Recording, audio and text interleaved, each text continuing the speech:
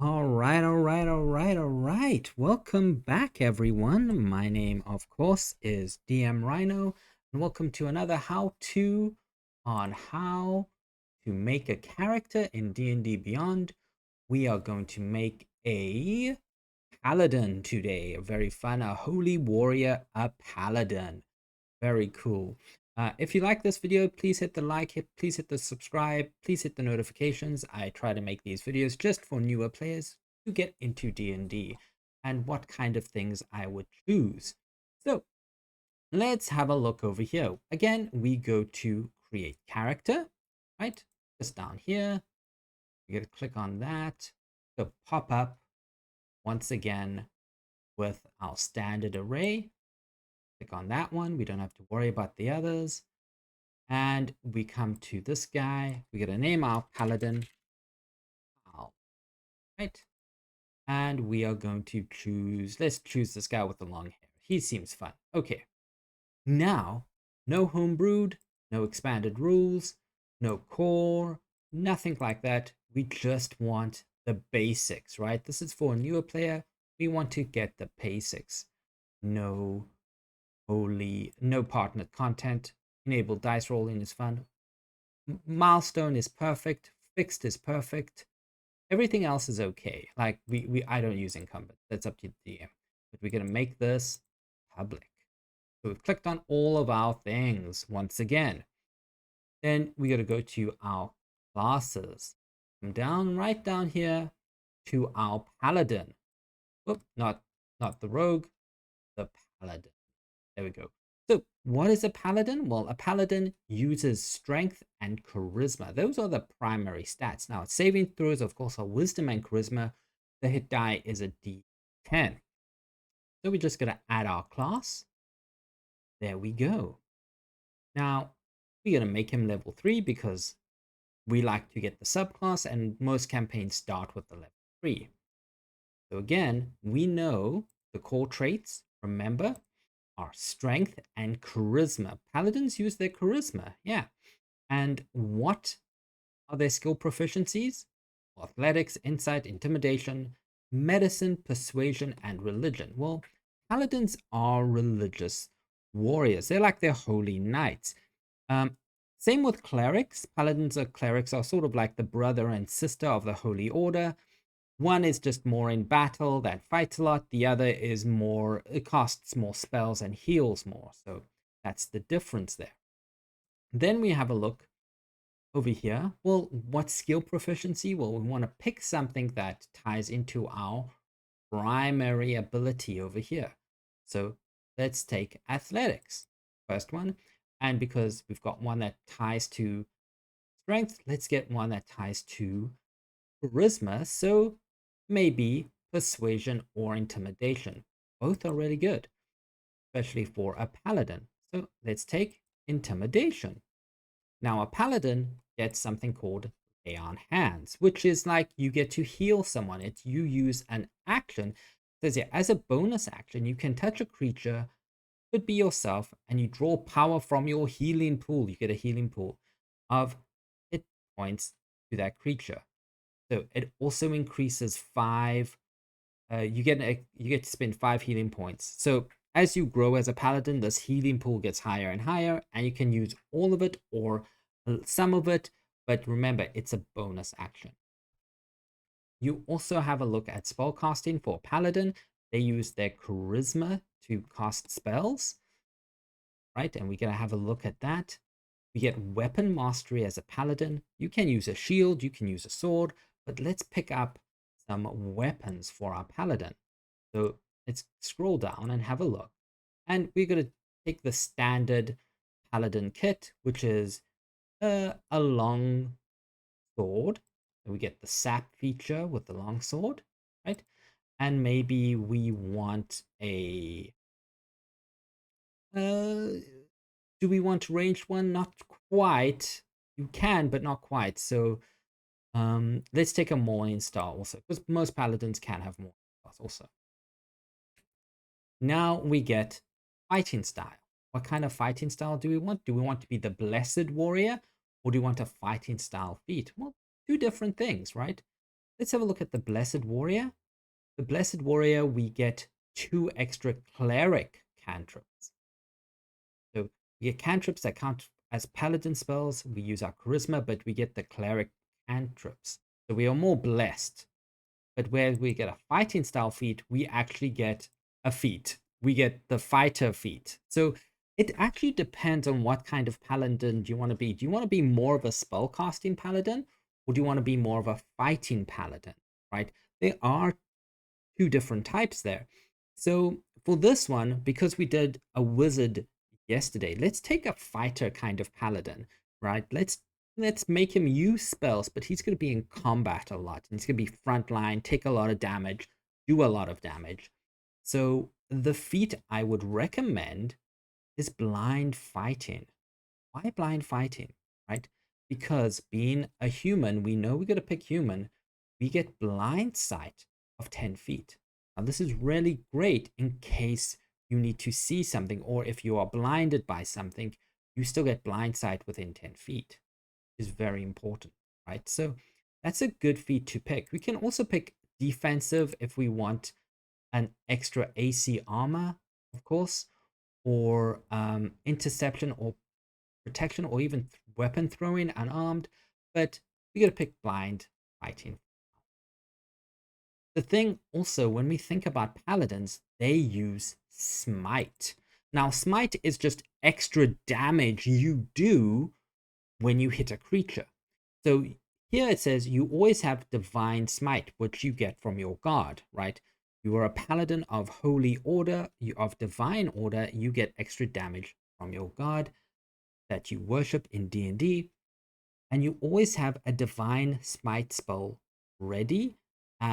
You can, in addition, you can cast without expelling a spell slot, but you must finish a long rest. Okay. Then you also get your channel divinity, which means you channel your divine power again. Different paladins have different channel, well, you could say channel divinity, but it does help you know certain things. So for example, over here, the divine sense. As a bonus action, you can open your awareness and detect celestial, fiends, and undead for the next 10 minutes, and they can be within 60 feet of yourself. So again, you get to feel the world around you and sense these creatures. So divine sense, right? This is important when we look at our character sheet. And over here, we look at our paladin subclass. Now, what kind of paladin subclass are we going to do? Well, we've got different types, of course. Oath of Devotion, you are devoted to your god. You can see devotion spells. Oath of Glory, paladins take Oath of Glory, believing their companions are destined for glory, as it said there, heroic heroism. Oath of Vengeance, you commit to have done grievous evil acts or something against their god. And Oath of Ancients. Now, it's important, depending on how you play as a paladin, right? You always have to kind of stick with that oath, right? Otherwise, you're going to have the risk of becoming an oath breaker. You've broken your oath. You don't see the reason to follow your oath as a paladin, right? But we'll get into that in another video. What we're going to have a look at is just a simple one for newer players. So we're going to go for a simple Oath of Glory, right? You believe your companions are destined to achieve glory through deeds of heroism. So that's the key thing there. Deeds of heroism. Be heroic, right? And when we take the Oath of Glory, we get Inspiring Smite, which means immediately after you cast Divine Smite, you can expel one of your channel divinities to distribute temporary hit points to a creature of your choice within 30 feet, which can include you. Temporary hit points can add a 2d8 plus your paladin level and can be divided amongst the chosen creatures with whoever you like. So even if you have a small party, let's say you're a party of 4 and you're one of the paladins, you can divide those temporary hit points between your entire party, and it's really good in battle. because more hit points means you can last longer. Is also right. So something to remember. Then, of course, you get glory spells, Oath of Glory spells. You can see they actually tell you here at level 3, we get Guardian Bolt and Heroism. Very cool. And we get Peerless Athlete. The bonus action, you can spend one of your divinities to augment your athleticism. For an hour, you get advantage on strength, dexterity, and your distance. Your distance on your long and high jump is increased by 10. So yes, you are very heroic and you want your party to be heroic. You want everyone to be heroic. You want everyone to do heroic deeds. So there we go. Over here, that's what we'll pick for our paladin. Now again, now we have to pick the background. Now remember, we want to pick a background that complements our class. So we're not going to pick like a charlatan or a criminal. You know, we want someone who is maybe even noble, a noble paladin, a noble knight. So let's pick a noble and see what it does. Well, we get skilled, which is good. Skilled is always a great feat. And we get strength, intelligent, and charisma. Remember, we are looking for strength and charisma. These two are important. So we are making a noble paladin. And we're going to give him a gaming set of, let's say he knows how to play dragon chess. That's cool. Now, what skills are we going to give him?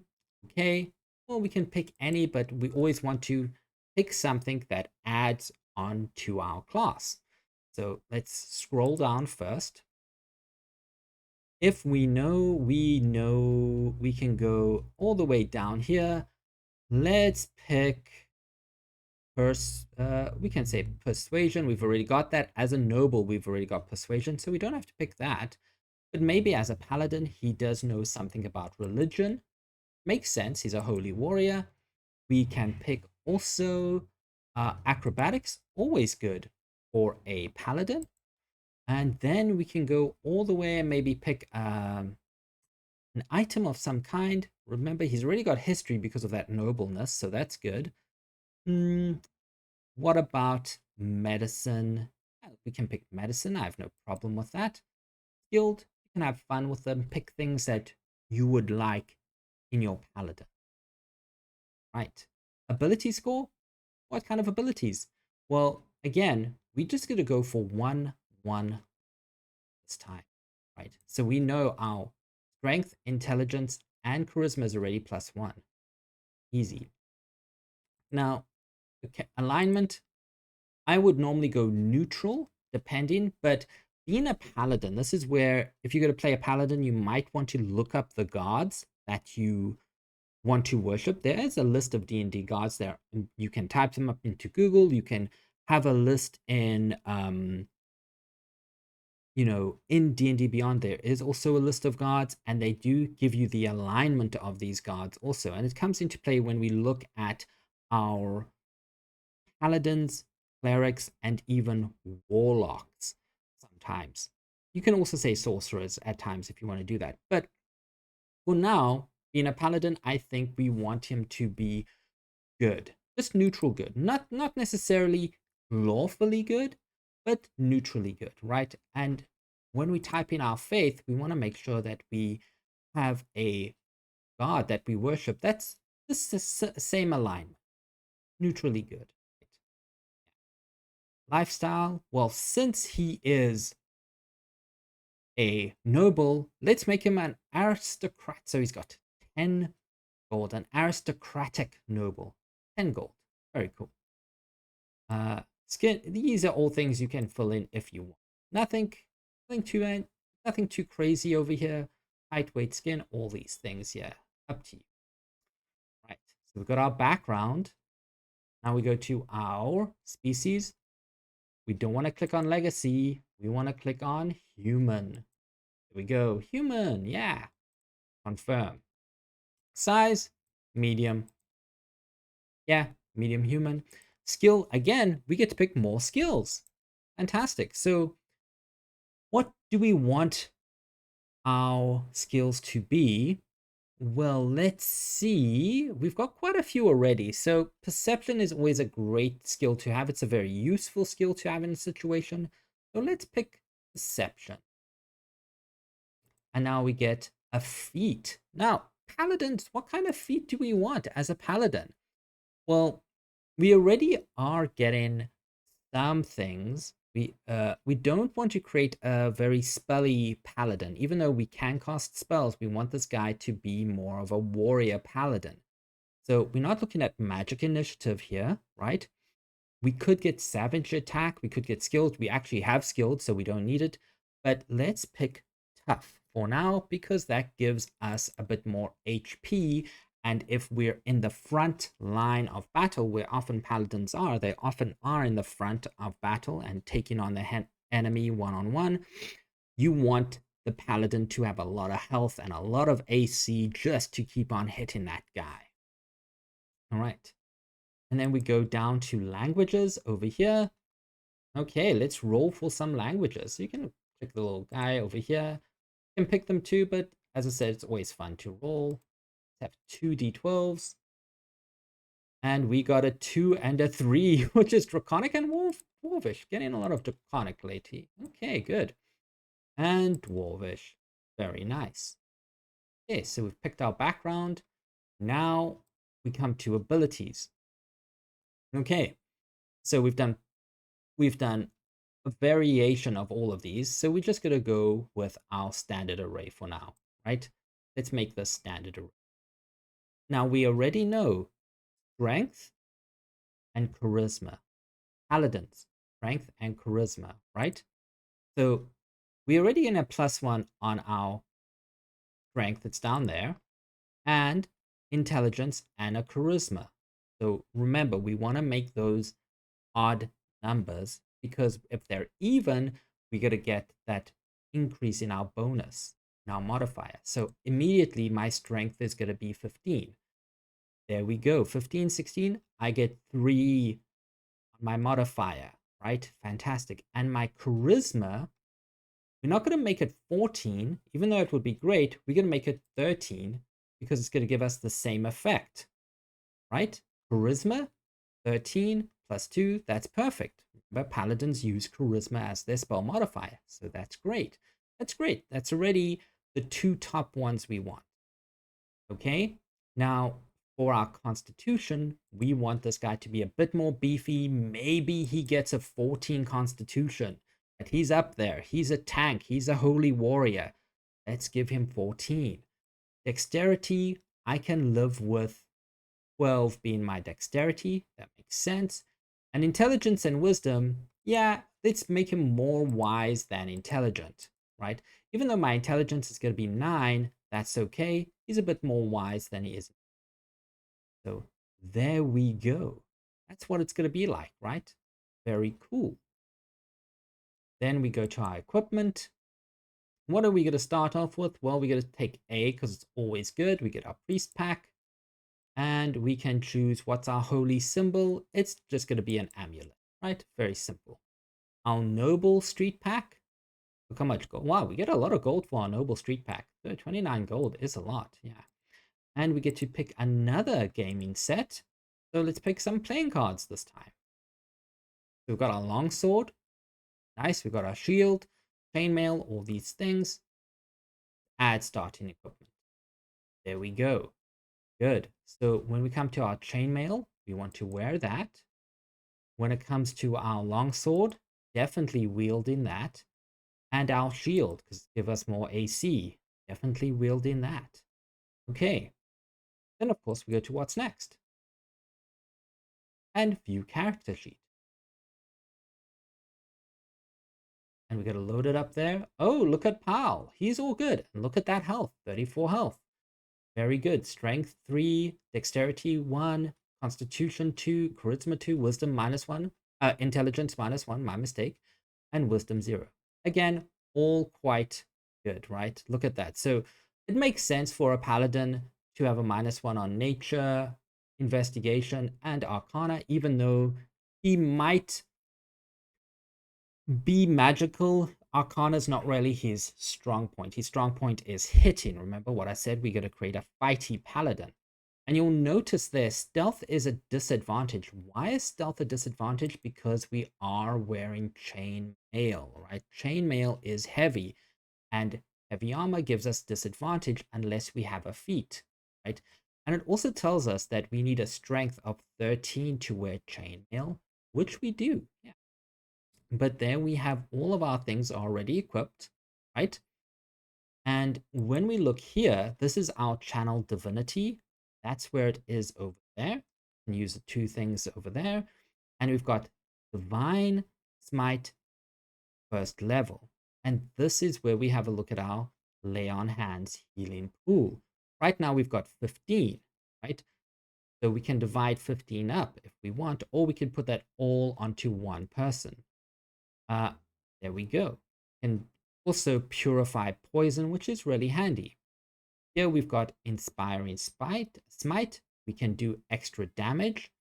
It says there at the bottom, immediately after you cast your divine smite, you can expel one of your channel divinity to distribute the 2d8 plus 3 temporary hit points.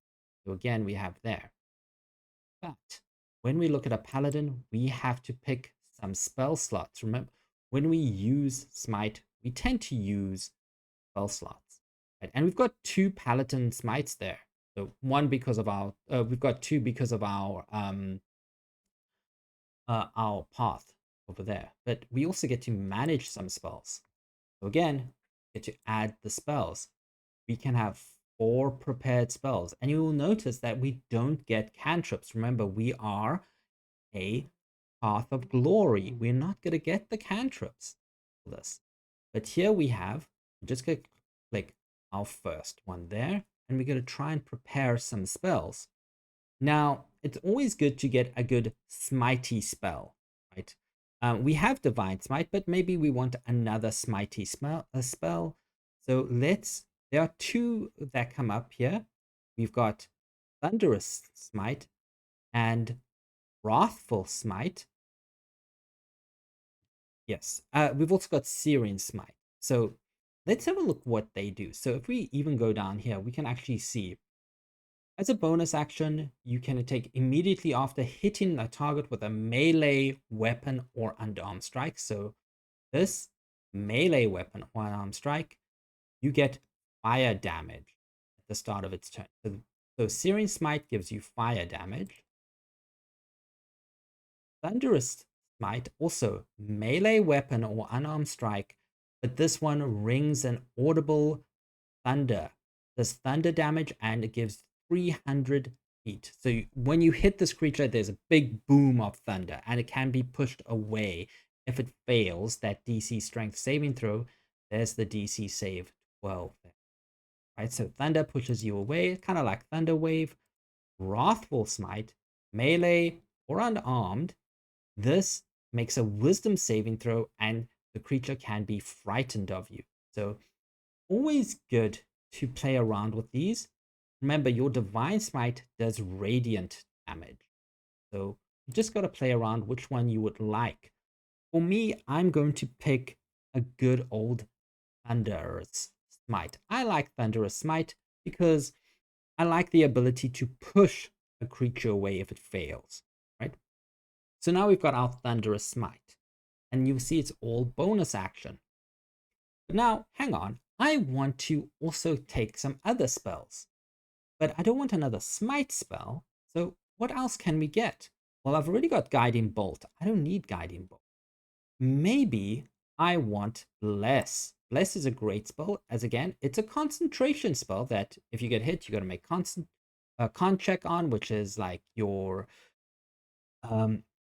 it's a saving throw. You roll your Constitution, and if you get above 10, it's good, but it also depends on the damage you take. You've got to at least make half of the damage. So if you take 10 damage on your saving throw, you've got to at least make 5 or more on that, right? But there we go. Bless is great because you can bless up to 3 creatures within range, and you can add a d4 to attack roll or save. That's why Bless is a great spell. And for Paladins, you can also bless yourself. It's also fun.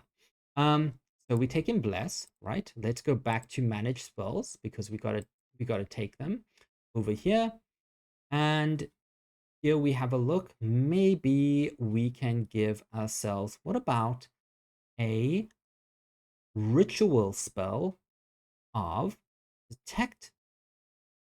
This is also a concentration spell, but it's always good to have a good ritual spell that you can cast 10 minutes. Good RP to have a ritual spell and just go, okay, I want to take 10 minutes to cast this, detect magic, to see what kind of magic is there. And if we want, let's take a Cure Wounds. Even though we are damagey types of paladins, Cure Wounds is always good because there we can see we get a 2d8 plus 2. We can touch a creature. We could also cast it on ourselves or another person. And it's always good to have a party member. You know, the more healing you have in your party, the longer you last in battle. And then you don't rely on one person to heal you. If the paladin can heal you, if the cleric can heal you, if the bard can heal you, it is all good, right? So these are the spells I would pick. And you can swap out spells after a long rest. If I remember that correctly, you could swap out spells after a long rest. But here is, for now, at level 3, you know, these are great spells to pick for you. And there we go. That's what I would pick. You know, we can again look at our inventory, our features, and our traits. There's our Lay on Hands again. We can see our Morning Star. We can see our Divine Smite, you know, Inspiring Smite, all of these things. Background again, we can have a look there, and notes if we want. And these are our spells. One Ritual, 3 Concentration if we want. And again, first level spell. But now if we want to hit with a weapon, we roll to hit. Doot. There we go. It is 11.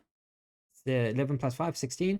It is one-handed because we are wielding a shield, right? So we're doing that. And we've got an 8, which is great. So that's 3. Fantastic.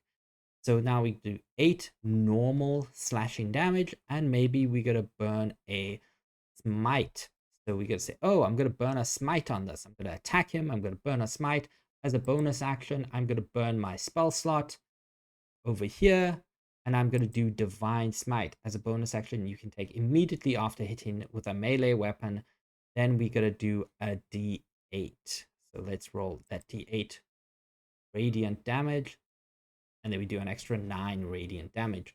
Remember, whenever you use Smite, you are going to burn those spell slots. So it's good to manage that round. And there we go. That's our Paladin. Once again, I'll share this guy into the links below if you have a look at it, if you're unsure, if you want to play around. But thanks for watching this video. Remember to hit that like, hit that subscribe, hit the bell. There's a couple of the videos up in the corner if you want to watch the list. My name's DM Rhino. I make these videos to help new players and help people get into D&D. Other than that, I hope you have a wonderful day, and I will see you tomorrow.